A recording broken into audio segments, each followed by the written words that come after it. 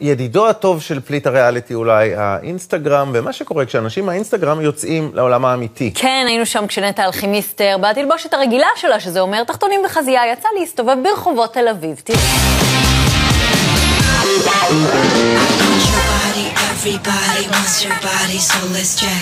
תושבי שכונת פלורנטין בדרום תל אביב קצת התקשו להאמין, פה זה לא חוף הים ולא אינסטגרם, והנה פתאום, בערב רגיל, שתי בחורות ככה באמצע הרחוב, אנשים נטשו את העבודה.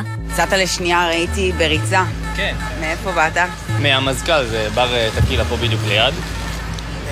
פשוט ראיתי כאן ישבנים, ועכשיו כרגע אין אף אחד שמשרת אותם בבר, אבל לא מאורע, זה שווה את זה. כן, שווה את זה, ואתה רץ מהר כדי לבדוק אם...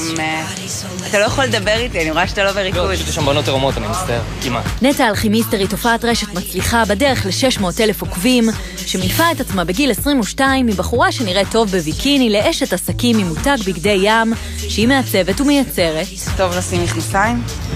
כן, נראה לי עכשיו יותר נוח. אני לא רגילה ככה בחוץ עם אנשים, וזה אחרת קצת. לצלם את עצמך, להעביר בפילטרים ולשגר לרשת החברתית, לפעמים תמורת תשלום, זה משהו אחד. לראות לאנשים שבוהים בך את הלבן בעיניים, זה קצת שונה. אני לא רגילה להיות בהלבשת תחתונה ברחוב בתל אביב כשחשוך. אני גם הסתכלתי על המבטים, גם המבטים היו קצת הזויים. בהתחלה קצת היה לי לא נעים, אבל אני מרגישה בנוח עם הגוף שלי. ובתור מי שרגילה לראות את התמונות שלה על המסך הקומפקטי בנייד, פתאום קמפיין אמיתי עם פוסטרים ענקיים על הצומת של תל אביב, זה סוג של חלום שמתגשם. קיבלתי סוג של הבנה שאני כבר במקום אחר. איזה מקום? שאני כבר לא נטע מהאינסטגרם.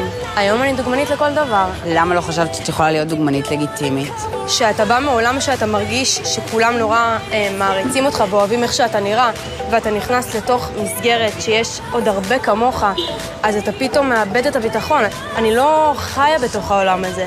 באמת הכל קרה לי בפוקסים.